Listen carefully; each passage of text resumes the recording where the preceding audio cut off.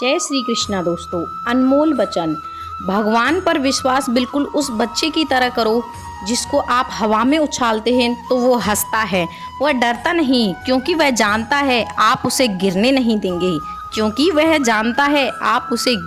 देंगे, जब भी हमारे साथ कुछ बुरा होता है तो हम बेचैन हो उठते हैं और तुरंत ही भगवान से शिकायत करते हैं। जब भी हमारे साथ कुछ बुरा होता है तो हम बेचैन हो उठते हैं और तुरंत ही भगवान से शिकायत करने लगते हैं और उन्हें बुरा भला कहने लगते हैं। हम ये समझ ही नहीं पाते कि जो भी विपरीत परिस्थिति हमारे समक्ष आई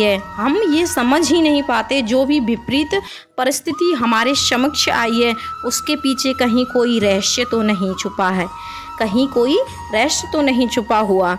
ऐसा भी तो हो सकता है जो कि दुखित घटना इस समय हमारे साथ घटी है, उससे पीछे भगवान की कोई योजना काम कर रही हो।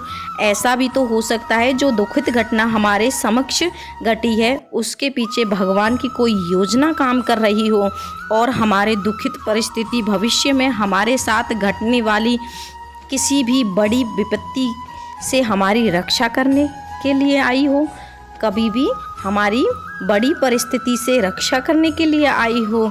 चिड़िया ने शिकायत की, ये मेरे परमात्मा बड़ी मुश्किल से घोंसला बनाया था, हे मेरे परमात्मा बड़ी मुश्किल से घोंसला बनाया था, तूने तूफान भेज दिया और मेरा घर उजड़ गया। तभी आवाज़ आई तेरे घोंसले में सांप आया था, तभी भगवान की आवाज़ आई थी तेरे घोंसले में सांप आया था तुझे खाने के लिए, इसीलिए तूफान भेज दिया ताकि तू जग जाए और उड़ सके। जानना महसूस रहे इंसान की ज़िंदगी में, जान महसूस नहीं इंसान की ज़िंदगी में कितनी मुसीबतें आती हैं, हमको पता भी नहीं होता कि हमारा परमात्मा हमें किस तरह से परेशानियों से बचाता है और हमें पता भी नहीं रहता कि हमारा परमात्मा हमें किस परेशानियों से बचाता है। अगर तुम्हें लगता है कि परमात्मा आपसे दे रहा है, अगर तुम्हें लगता है कि परमात्मा तुम्हें कष्ट आपसे दे रहा है तो भरोसा रखो कहकर तुम कष्ट पर पार भी ले जाएगा।